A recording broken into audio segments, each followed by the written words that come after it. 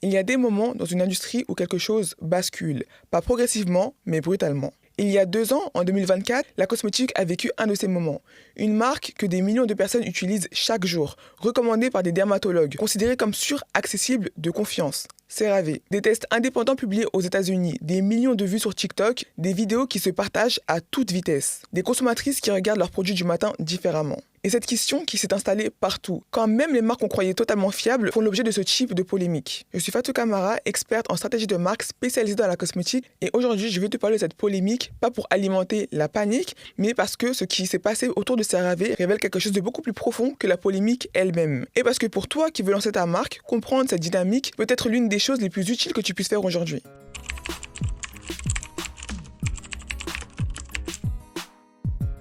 D'abord, les faits. Parce que entre ce que les réseaux ont raconté et la réalité scientifique, il y a une différence importante. Et cette différence est au cœur de tout ce qu'on va voir ensemble aujourd'hui. En mars 2024, un laboratoire indépendant américain, Valisure, a publié une étude. Elle portait sur un actif très courant dans les produits anti-acné, le peroxyde de benzoïl. Cet actif, selon les études, pourrait se dégrader en benzène sous certaines conditions de chaleur. Et le benzène, c'est une substance classée cancérigène. Cette étude a cité plus d'une 60aine de marques de produits de grandes marques, dont CeraVe.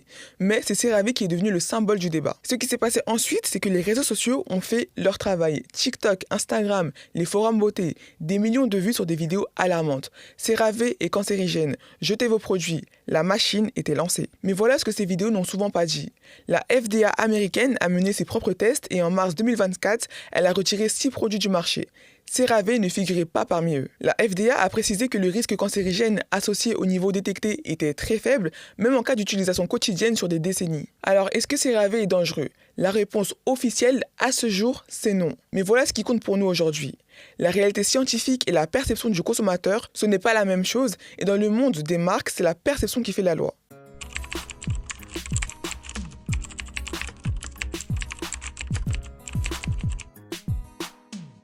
C'est là que la leçon devient vraiment intéressante. En 2026, les réseaux sociaux ont une capacité que rien n'avait avant. Ils peuvent transformer une étude scientifique complexe en une certitude populaire en 48 heures. Pas parce que les gens sont naïfs, mais parce que les algorithmes amplifient ce qui crée de l'émotion. Et la peur crée beaucoup d'émotions. Une vidéo TikTok de 60 secondes qui dit votre crème anti-acné préférée est cancérigène atteint des millions de personnes avant que la réponse scientifique nuancée ne soit même publiée.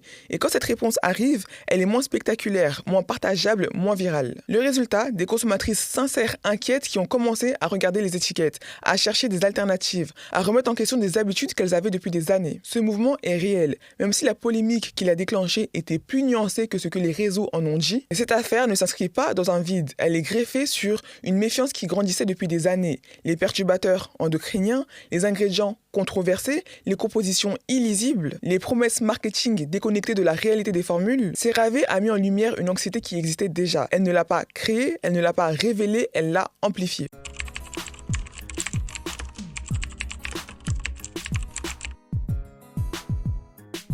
Alors, quelle est l'opportunité concrète? Pense à ce qui s'est passé dans l'alimentation il y a quelques années. Des scandales alimentaires, de la viande de cheval dans des lasagnes industrielles, des perturbateurs endocriniens dans les emballages. Ces scandales n'ont pas tué l'alimentation industrielle, mais ils ont créé une vague durable vers le bio. Les circuits courts, les producteurs locaux, des marques artisanales et indépendantes ont émergé et cartonnent encore aujourd'hui, parce qu'elles ont répondu à une demande que les grandes marques ne pouvaient pas satisfaire aussi naturellement. La confiance totale dans ce que l'on consomme. Ce que la polémique CeraVe a accéléré en cosmétique, c'est exactement cette même dynamique. Des consommatrices qui cherchent des marques qui leur parlent vraiment, qui expliquent leur choix d'ingrédients, qui sont transparentes sur ce qu'elles mettent et ce qu'elles ne mettent pas dans leur formule. Les grandes marques ont une contrainte structurelle face à cette demande. Leur formulation, leur processus, leur validation, tout ça peut prendre des années à faire évoluer et ce n'est pas un jugement, c'est une réalité industrielle. Une petite marque indépendante peut répondre à cette attente naturellement sans restructurer toute une organisation, en partageant simplement ses choix, en expliquant pourquoi cet ingrédient plutôt qu'un autre, en montrant son processus. Ce lien humain, direct, transparent a une valeur immense aujourd'hui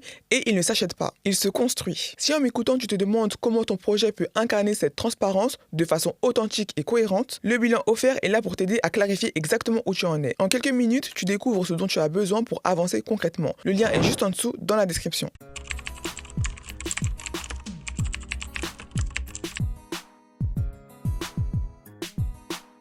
Maintenant, concrètement, comment est-ce que tu positionnes ta marque pour répondre à cette nouvelle attente? Première chose, sois transparente sur tes ingrédients. Pas juste la liste Inky sur le packaging, parle de chaque ingrédient clé. Pourquoi tu l'as choisi? Ce qu'il apporte à ta formule. Si tu as fait des choix délibérément pour éviter certains actifs controversés, dis-le, explique pourquoi. Ce type de communication informe et crée une confiance profonde. Deuxième chose, incarne tes valeurs à tous les niveaux. La transparence sur les ingrédients ne suffit pas. Elle doit s'inscrire dans une vision cohérente.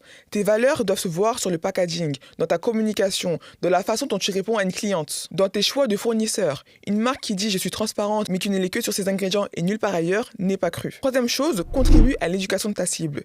Les grandes marques éduquent de plus en plus leurs consommateurs et certaines le font très bien. Mais pour une nouvelle marque indépendante, c'est un jeu différent. Quand toi tu expliques un ingrédient, ce n'est pas le département marketing qui parle, c'est la fondatrice, c'est celle qui a fait ce choix personnellement, qui peut dire pourquoi et qui peut répondre directement quand on lui pose une question. Cette proximité-là est impossible à reproduire à grande échelle. Et le consommateur aujourd'hui le sait, il est de plus en plus informé. Il cherche à comprendre ce qu'il met sur sa peau, il compare, il lit, il s'interroge. En tant que nouvelle marque, tu as la capacité de contribuer à cette éducation, d'une façon que peu de grandes structures peuvent faire aussi naturellement. La marque qui éduque sa communauté crée une relation bien plus solide qu'une marque qui vend uniquement. Elle devient une référence, une source de confiance. Et ça ne s'achète pas. L'affaire CeraVe n'était pas ce que les réseaux en ont fait. La réalité scientifique était bien plus nuancée. Mais ce qu'elle a déclenché est réel. Une prise de conscience, une exigence nouvelle de la part des consommatrices et une accélération d'une tendance qui était déjà là. Comprendre ça, c'est comprendre dans quel monde tu lances ta marque. Un monde où les réseaux sociaux peuvent modifier la perception d'une industrie entière en quelques semaines. Un monde où la transparence n'est plus un argument différenciant,